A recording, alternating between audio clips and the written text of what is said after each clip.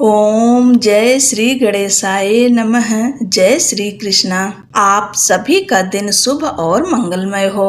आज गणेश चतुर्थी के दिन आप सब सुनेंगे चौथ माता की कहानी। गणेश भगवान और चौथ माता का ध्यान करते हुए आप सब इस कथा को सुने।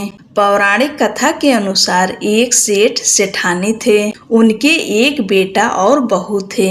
बहू सबको भोजन करा के फिर स्वयं भोजन करती। एक पड़ोसन ऐसी भी थी जो रोज पूछती थी कि बहू आज क्या बनाया खाया। बहू कहती ठंडो बासी भोजन। एक दिन उसके पति ने ऐसा सुनकर विचार किया कि आज तो पकवान बनाए जाएं, फिर देखें कि मेरी पत्नी क्या कहती है। उसने तरह तरह के पकवान बनवाए और घर के सभी लोगों ने एक साथ बैठकर भोजन किया। आज भी पड़ोसन ने पूछा तो बहू ने कहा ठंडो बासी भोजन। सेठ के लड़के ने सोचा हो न हो कोई बात अवश्य है जिससे कि मेरी पत्नी ऐसा कहती है। उसने पत्नी से पूछा तुम रोज ठंडो बासी खाया ऐसा क्यों कहती हो, जबकि हम सब ने एक साथ बैठकर कई तरह के पकवान खाए। उसकी पत्नी बोली आप जो खा रहे हैं वह बाप बूढ़ों की कमाई है। जिस दिन आप कमा कर लाओगे उस दिन मैं समझूंगी कि ताजा भोजन कर रहे हैं। एक दिन लड़के ने माँ से कहा मैं एक बड़े शहर में कमाई करने जा रहा हूँ। माँ बोली बेटा अपने पास इतना धन है कि खाया नहीं खुटेगा।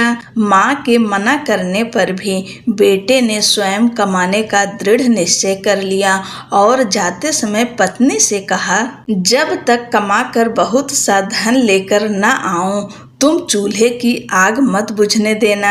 एक दिन चूल्हे की आग बुझ गई तो वह मन ही मन घबराने लगी, कहीं मेरे पति पर संकट तो नहीं आन पड़ा। जल्दी से पड़ोस से आग लाकर चूल्हे में रख दूं।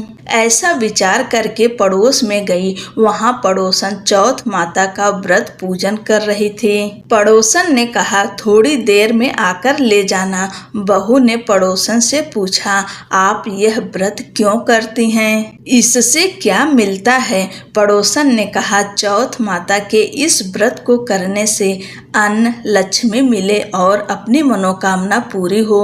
अब बहू भी चौथ माता का व्रत करने लगी। दीवार पर चौथ माता बनाई। उस दिन घी गुड़ का चूरमा बनाकर रात्रि को चंद्रमा को अर्घ्य देकर भोजन करती।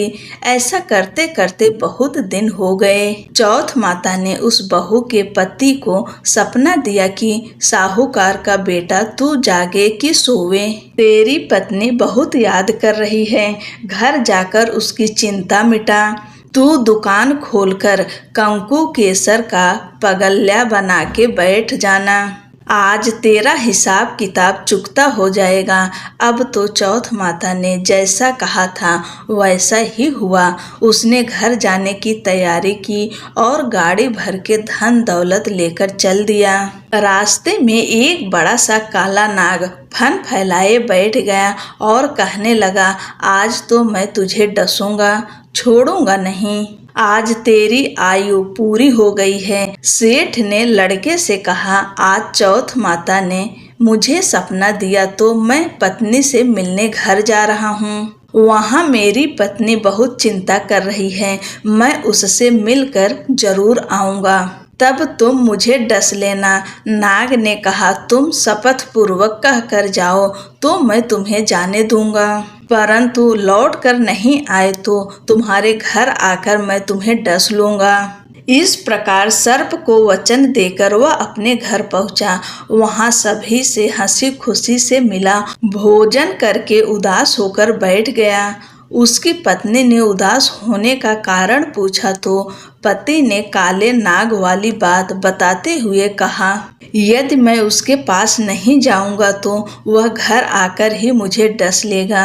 पत्नी बहुत चतुर थी। उसने कहा कि आप घबराओ नहीं, लेट जाओ, मैं एक उपाय करती हूँ। पत्नी ने कमरे की 7 पीढ़ी अर्थात सिढ़ावा धोई।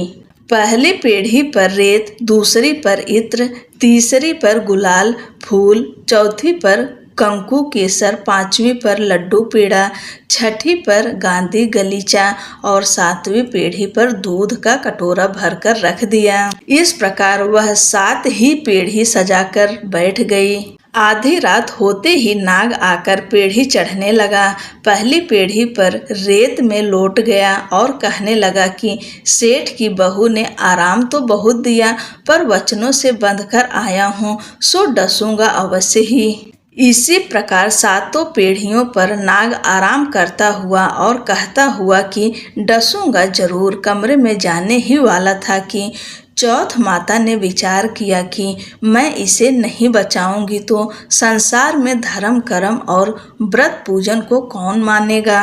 अब तो गणेश जी, चंद्रमा जी और चौथ माता ने उसे बचाने का विचार किया। चंद्रमा जी ने उजाला किया, चौथ माता ढाल बनी और गणेश जी ने तलवार लेकर नाग को मार दिया और ढाल से ढक दिया। अब बहू भी थकी हारी सो गई। दिन उगा तो लोग बेटे से मिलने आए, परंतु बेटा बहू तो उठे ही नहीं थे। बहुत देर हो गई तो माँ उन्हें उठाने गई। माँ ने 7 पीढ़ियों पर जो कुछ देखा तो बहुत घबराई और बेटा बहू को आवाज लगाई। बेटा बहू उठे तो देखा कि एक ढाल तलवार वहाँ पड़ी है। अब ढाल उठाई तो वही काला नाग मरा हुआ पड़ा मिला। बेटा बहू ने सोचा कि आज तो धर्म कर्म ही आड़े आए, जो भगवान गणेश जी और चौथ माता ने अपनी रक्षा की है।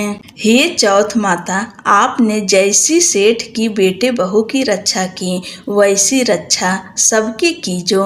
बोलो चौथ माता की जय, भगवान गणेश की जय।